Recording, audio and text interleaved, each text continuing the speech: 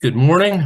And as we were talking about here earlier, and for many of you, it's a little bit more well, an easier morning after some amazing difference what some water will make. On the satellite image here this morning is shows this swirl of clouds over the lower lakes. And this is the system that brought much needed rainfall to many areas. Most widespread rain we've had in a long time to many portions of the state here on Sunday. Unfortunately, a little bit of there's some severe weather on Sunday evening, but also more rain yesterday, even in the areas that were missed on Sunday. So that's something that was sorely needed, and that weather system is on its way to the east, but there will still be some influence of that here yet today. But that'll be it. I would note here, at least in the local area, my own gauge in Hazlet, I had 34 hundredths in a thunderstorm Sunday night, and I had 6/10 yesterday with showers off and on throughout the day. And that total, the 94 hundredths of an inch, I had to look back in the records. That was the most significant precip we'd had here since the first week in April. Again, just extremely unusual circumstances here from a climatic perspective with what we've been through. But the landscape is obviously really dried out, and this rain, at least for temporary on a short-term basis, should help in many areas.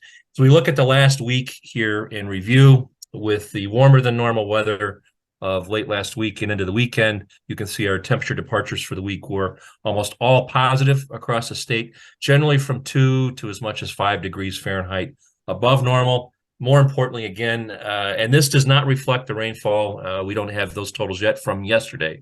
And again, quite a bit, quarter to half inch, fairly widespread totals over many areas of the state yesterday. But this goes through actually yesterday morning at 8 a.m.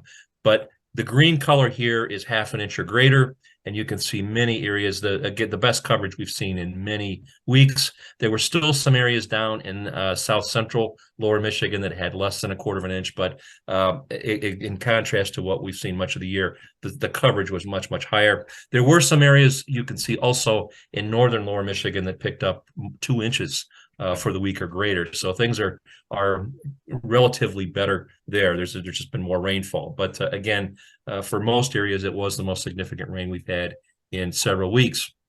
And just following up on that in terms of moisture, here are a couple of drought-related indices and maps here. Beginning on the left, the short-term drought blend equivalent. And I wanted to show this because this is an index which looks at incoming precipitation primarily relative to history and to long-term normals. And you can see in Michigan and also other parts of the central Midwest, you can see some D3 and D4, and at least for this index, extreme and exceptional drought conditions. And that's something we just don't see very often. Now, I think the key to this is it does say exceptional drought. Well, on a short-term basis, yes, because it's come so quickly since early April, and then this total, lack of rainfall since then. But I think the key thing is the percentiles. And when we get down to the D3 and D4, we're talking about the lower 5th percentile of it. So this is something, conditions at this time of the year that would only be expected to happen less than 5% of the time, 1 out of 20 years. Very unusual. The U.S. Drought Monitor here on the right-hand side, this also only goes through last week, so it doesn't reflect any of the precipitation yesterday, but it's been trying to catch up with a rapidly changing situation. And obviously both the magnitude, the areal extent of the drought, and the severity of the drought have dropped rapidly, especially over the last month. And last week, the monitor had 48% of Michigan in the D1 moderate drought category. They also introduced a D2. You can't see it very well here. It's underneath that S in west central parts of the state, Ionia County and surrounding areas. But that actually was upgraded to a D2 or severe drought, which we haven't seen for a while. And again, this whole spring has been the classic example of what's referred to now as a flash drought, where we go from one extreme, in this case wetness, to dryness in a rapid, basically in 2 months, and that's what we have seen. So the drought monitor is still playing catch up, even with the rainfall yesterday. This obviously the departures from normal here. We're dealing with 5, 6, 7 inches of precipitation deficit in the last 2 months. It will certainly help in the short term, but it will not end what is now a significant lack of water in the profile. So I'll start there and then move. Well, our degree day totals, I want to add that here too as well. With the warmer than normal temperatures last week, we did add a little bit of surplus in northern parts of the state, but our totals here, base 50 from the beginning of March, ranging from about 600 in the far northern part of the state to about 950 in the far southwest. And relative to climatology on the right-hand side here, you can see those range from a couple days ahead of normal in the northern part of the state to a couple days behind down in the southeast. So a little bit, but it's not very far away from what climatology says or where we should be in the last week of June. Let's look at the forecast here. You saw at the beginning our satellite view of that big upper air trough across the Great Lakes region. You can see the surface reflection on that now over southern Ontario, and we've still got some wraparound precipitation with that. On the lower left-hand side here, just as a recent radar shot, couple odds and ends, remnant showers. Those are going to be moving from essentially from north to south across eastern portions of the state. We likely have seen the last rain in the west for at least a little while, but those will gradually taper off and end here by this afternoon, and then lead to a cloudy day. Now, there's one other issue here that to deal with today, and that is with northerly and northeasterly flow aloft. We're going to bring down a big chunk of smoke from wildfires across Canada. And of course, that's been a chronic problem, a record-breaking year for fires in Canada. But today is notably a bad day. And we already have, by some measures, some of the worst air quality in Michigan that we've seen in a long time. So there are air quality advisories out for the entire state and for our neighbors as well. You can see that in the image here. This is vertically integrated smoke concentration, but it's just moving basically from northeast to southwest right into Michigan. So expect, even with clouds, it's an unusual set of circumstances given the synoptic weather situation with northerly flow. We typically wouldn't see this kind of thing, but because of where the smoke originated in Ontario and portions of eastern Canada, it's basically being funneled right down into the Great Lakes and into Michigan. So look for very, very hazy conditions, and actually for people who are sensitive to particulate matter and other pollutants, it's going to be one of the days they need to stay inside. So that's something we don't see very often. This is the forecast as of this afternoon. Most of the worst of these conditions will be during the day today, and it should improve a little bit by tomorrow.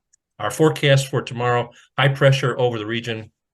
We will see warmer conditions. We will also see sunshine tomorrow across, and really by some standards, tomorrow will probably be the nicest day of the week. Temperatures a little noticeably warmer, upper 70s to low 80s for highs by tomorrow. So gradual warming trend, and then even warmer than that on Thursday. And then we can see by Thursday morning the next weather system approaches to our west. And you might say, well, boy, it's been we have not seen many of these circumstances where we've seen a lot of weather systems. And the answer to this is, and it follows what we saw this weekend, there's been a flattening out of the jet stream pattern across North America to something which is much more normal and typical for this time of the year. And it's allowing certainly more weather systems to go through the region than what we saw during much of May and early June thus far. That pattern is likely to continue for at least the next week, maybe 2 weeks, with, again, more of a zonal west to east flow. And at a minimum, it should lead to certainly more frequent chances for precipitation. It looks like, so we're setting up here by late Wednesday into Thursday, chance for scattered showers and a few thunder showers. That'll start in the western part of the state and then spread eastward across the rest of the state during the day on Thursday.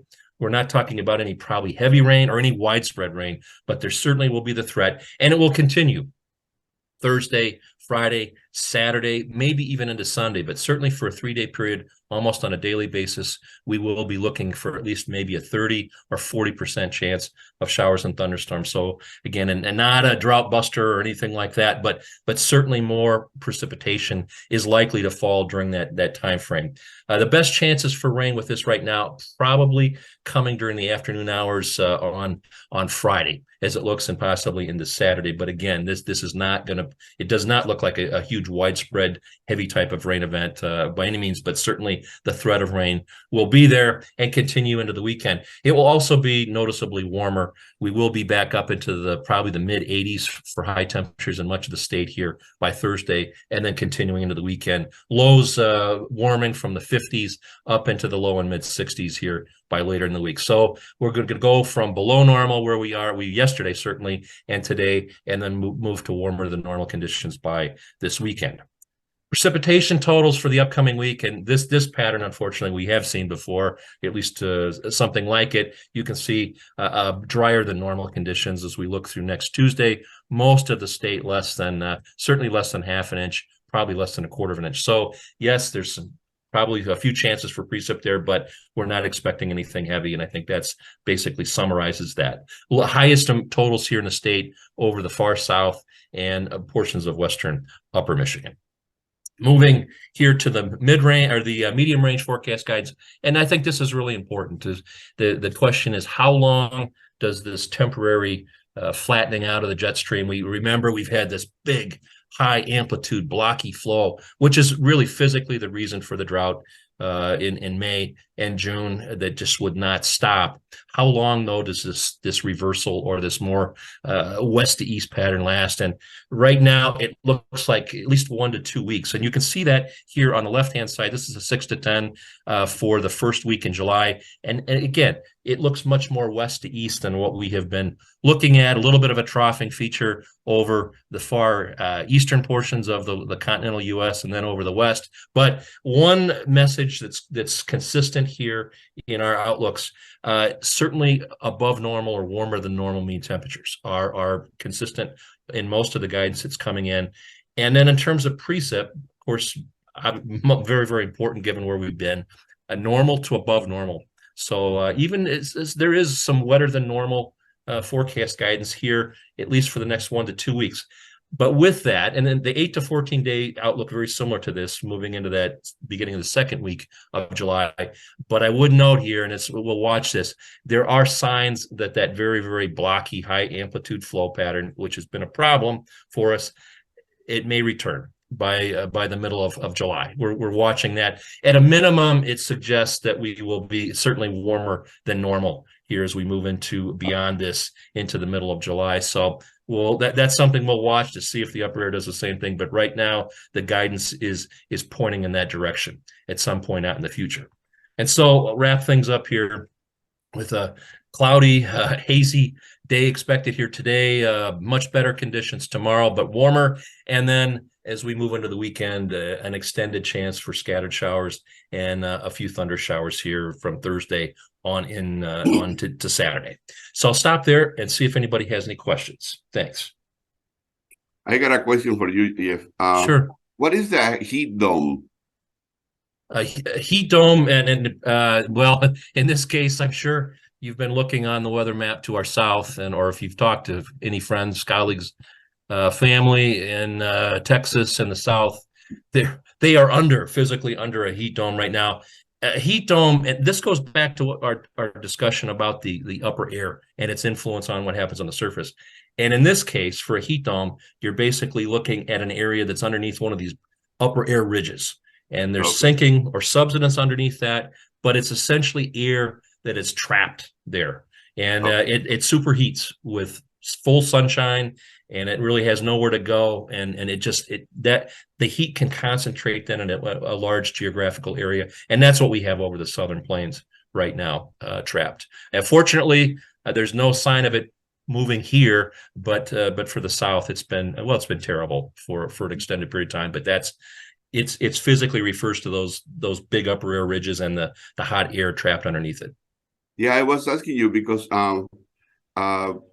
my family lives in the south of Texas, Right. and the heat dome over there is so intense that kids have been asked to wear sunglasses because uh, we start seeing people affected, like UV light or something, burning the eyes, Yeah.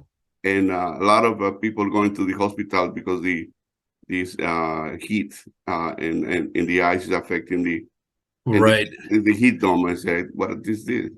And well, and there's several other pieces, but one of these that it is there's been high humidity, so there's water vapor down at the beginning, so the dew point temperatures are up in the 70s, so it's just horribly uncomfortable, and hot and dangerous, and there have been fatalities with Yeah, people who yeah, have just overheated and not cool down, so it's a really serious health related problem, especially at night, when you don't get any relief or break. It's still hot overnight, and there's no chance for the body to recover. But the combination of high air temperatures plus the humidity is a horrible thing. And this is, even by historical standards, and even for Texas and well, adjoining parts of northern Mexico, it's extraordinary. A lot of records have been set over the last couple of weeks, and not good records. yeah. Thank you, Jeff. Sure. Questions for Jeff? Well, I don't have a question. I just have a comment that confirms your discussion on the wildfire smoke situation down here. When I was leaving the Monday night meeting last night, the smoke smell was so intense that I thought there was a structure fire right near the station. It was significantly more intense than that we've smelled all season long.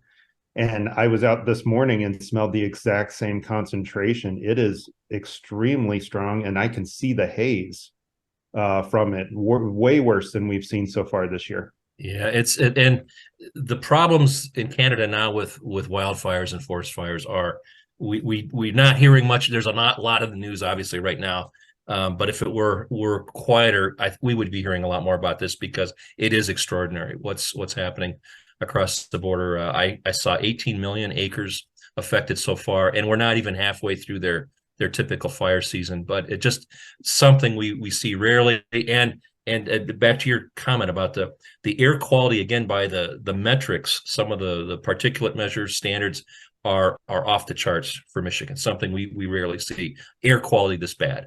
It's an very unusual set of circumstances. But how long is it supposed to last? Is it going to be with us all day, through the evening? Yeah, right. Unfortunately, today it will be here through certainly for the day, and likely into the evening. It should be a little bit better tomorrow, but we're seeing a repeated theme here. This goes back also several weeks because of all the northeasterly flow we've had with again with that upper air pattern I mentioned. It's just strange circumstances that we typically don't see. If there are forest fires in the Maritimes in Canada, usually it has no impact on us, but this year it did, because of the jet stream and the flow pattern right now, out again, once out of the northeast once again. But that should improve by tomorrow, and certainly by later in the week. So today's probably the worst day.